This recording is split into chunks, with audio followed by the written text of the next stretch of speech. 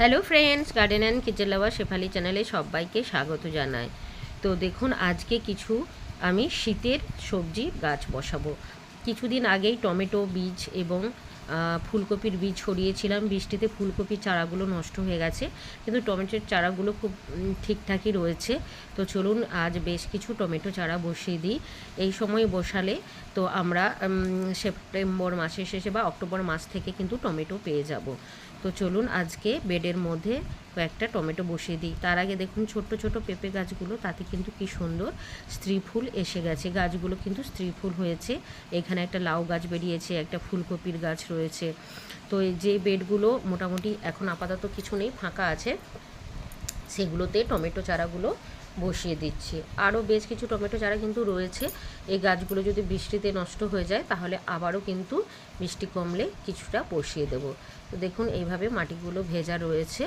তো সেইখানে আমি এই টমেটো চারাগুলো, বেশ কয়েকটা টমেটো চারা বসিয়ে দিচ্ছি। এইখানে রয়েছে বেগুন গাছ দুটো, আর এই সাইডে রয়েছে ফাঁকা অংশ, অর্থাৎ এই গাছ, এখানে সাইডে বেগুন গাছ ছিল দু তিনটে, তুলে দিয়েছিলাম কেননা অনেকগুলো বেগুন গাছ হয়ে গেছে। তো চলুন এখানেও কয়েকটা টমেটো গাছ বসিয়ে দিই। তো এইভাবে ধীরে ধীরে কিন্তু একটা দুটো করে শীতের গাছ বসানো আমরা শুরু করে দেব। তার সাথে সাথেই তো বর্ষার গাছও বসানো চলছে, এবং কিছু গাছ কিন্তু রেডিও হয়ে গেছে, নতুন করে ফুল ফল আসতে চলেছে। তো এইভাবে কিন্তু কন্টিনিউ আমরা বাগানটাকে ফাঁকা রাখবো না। সব জায়গায় যেখানে জায়গা ফাঁকা আছে সেখানে এইভাবে চারাগুলো বসিয়ে দেবো। তো চলুন এই গাছটাও যেখানে ফাঁকা পাবো সেখানে গিয়ে। তো বর্ষারও বেশ কিছু সবজি রয়েছে, আর চলুন মাঝে যেখানে ফাঁকা পাবো এই টমেটো চারাটা বসিয়ে দেবো। আর যেহেতু বৃষ্টি কন্টিনিউ হচ্ছে সেহেতু খুব একটা এখন নতুন করে বসাচ্ছি না গাছ। কিছুটা যেগুলোই রয়েছে বীজ সবজি সেগুলোই বসাচ্ছি, বাজার থেকে নতুন করে কিছু এনে আপাতত বসাচ্ছি না। আর এইভাবে বরবটিও কিন্তু অনেকগুলো হয়ে আছে, বরবটি আর কিছু কুমড়ো ফুল, এগুলো টুকটাক হারভেস্ট করে নেব যেগুলো রয়েছে। দেখুন অনেকগুলোই কুমড়ো ফুল হয়েছে, আর বেশ অনেকগুলোই বরবটি রয়েছে তোলার মতো। তো এই দেখুন বেশ কতগুলো কিন্তু বরবটি তুলে নিলাম। আর কিছু ঘাস, এইগুলো কিন্তু সব পরিষ্কার করে দিলাম।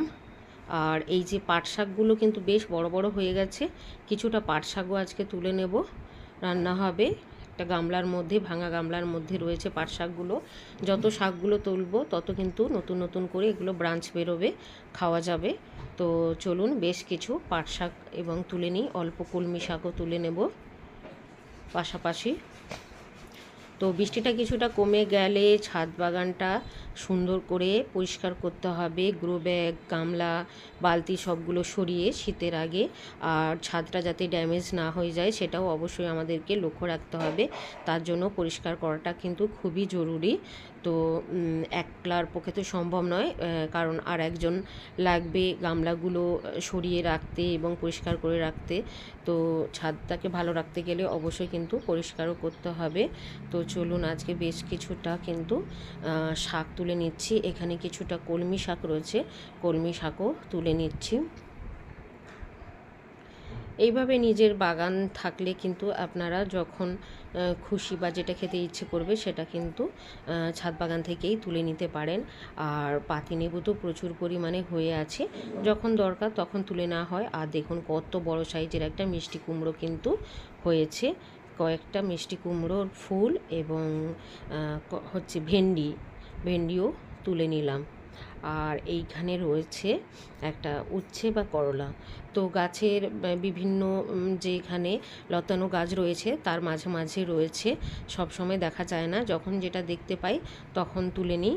তো এখানে একটা উচ্ছে বা করলা হয়ে আছে এবং কয়েকটা বরবটিও হয়ে আছে, তো সেগুলো আজকে তুলে নেব। এই দেখুন বরবটিগুলো পুরো লম্বা হয়ে হচ্ছে মাচার সাথে বা বেড়ার সাথে এমনভাবে জড়িয়ে আছে, সহজেই কিন্তু দেখা যাচ্ছে না। তো একটু ভালো করে দেখলেই বোঝা যায় যে কত সবজি কিন্তু লুকিয়ে লুকিয়ে থেকে যায় আমাদের। আর কাঁচা লঙ্কাও বেশ কয়েকটা তুলে নেব। প্রচুর তো পাকা লঙ্কা তুলেছিলাম, সেগুলো শুকনো করে রাখা হয়েছে, শুকনো লঙ্কা হিসাবেও খাওয়া হচ্ছে। আর কিছুটা কাঁচা লঙ্কাও কিন্তু আমি এখান থেকে তুলে নেব। এই দেখুন এই যে এখানে একটা কিন্তু উচ্ছে বা করলাও ধরে আছে। এইগুলো কিন্তু গরমের আগে থেকেই হচ্ছে সেইগুলো। ছোট ছোট কিছু নতুন গাছও বসিয়েছি, বীজ বসিয়েছিলাম, কিন্তু বৃষ্টিতেও কিছু ছোট গাছ নষ্ট হয়ে গেছে। তো বৃষ্টিটা কিছুটা কম হলে তখন আবারও কিন্তু আমরা কিছুটা নতুন আবার বীজ বসিয়ে দেব। তো উচ্ছে বা করলাটা কিন্তু পেরে নিচ্ছি।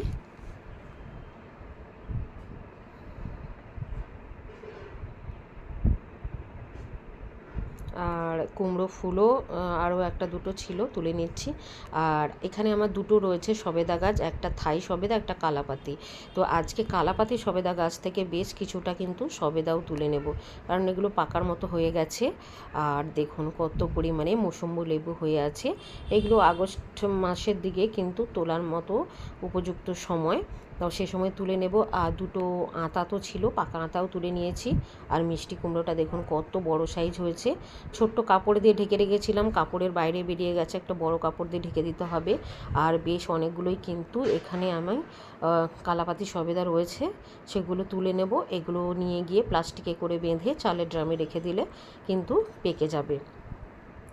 আর এই যে কালাপাতি সবেদা গাছটা, এটা কিন্তু আমার রয়েছে কোকোপিটের মধ্যে। আর এই যে দেখুন বেশ কয়েকটা কিন্তু সবেদা এখান থেকে তুলছি। থাই সবেদা আরও কিছু ছিল গাছে, কিন্তু হঠাৎ দেখলাম গাছটা ফাঁকা এবং কোনো কিছুতে খেয়ে নিয়েছে মনে হচ্ছে, তাই কালাপাতি সবেদা যেগুলো একটু বড় হয়ে গেছে সেগুলো এই জন্য তুলে নিচ্ছি। না হলে কিন্তু কয়েকদিন পরে এসে দেখব এগুলোও কিন্তু গাছ পুরো ফাঁকা হয়ে গেছে। তো দেখুন বেশ কিছুটা কিন্তু সবজি এবং ফল তুলে নিয়েছি।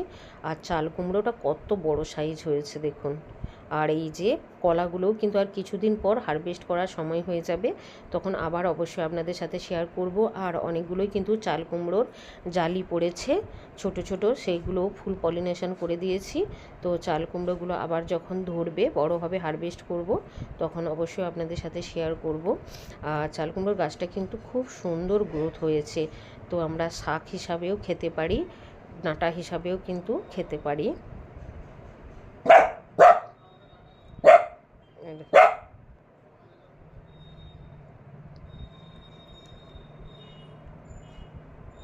এখানেও রয়েছে একটা মিষ্টি কুমড়ো এবং লঙ্কা গাছ। আর রেন লিলি কিন্তু প্রচুর করে ফুটতে শুরু করেছে। এই লঙ্কা গাছগুলো বৃষ্টি জল পেয়ে খুব সুন্দর কিন্তু ঝোপালো হয়েছে।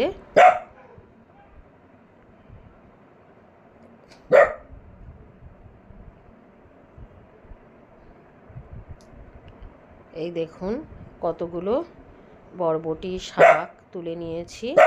আর মিষ্টি কুমড়োটা কিছুদিন পরে তুলব, কারণ এটা এখনও সবে কচি।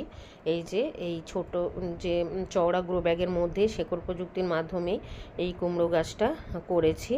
তো আমার ভিডিওটা কেমন লাগলো অবশ্যই কমেন্ট করে জানাবেন, এবং আমার চ্যানেলটি সাবস্ক্রাইব করে পাশে থাকবেন, যাতে নিত্য নতুন ভিডিও নোটিফিকেশান সবার আগে আপনার কাছে চলে যায়। আর এইভাবে আপনারাও কিন্তু সুন্দরভাবে বাগান করুন, যখন যেটা খেতে ইচ্ছে করবে সেটা কিন্তু নিজের ছাদ বাগান থেকেই পেয়ে যাবেন। আর অর্গানিকভাবে সবজি করতে পারবেন, এবং এই সবজির কিন্তু স্বাদ সম্পূর্ণ আলাদা। যারা অর্গানিকভাবে নিজে হাতে বাগান করেন এবং সেই সবজি খেয়ে দেখেছেন, তার স্বাদ কিন্তু সত্যিই আলাদা। এই দেখুন এত কিছু আজকে কিন্তু আমি সংগ্রহ করে নিলাম। তো সবাই খুব ভালো থাকবেন, সুস্থ থাকবেন। আজকের মতো টাটা।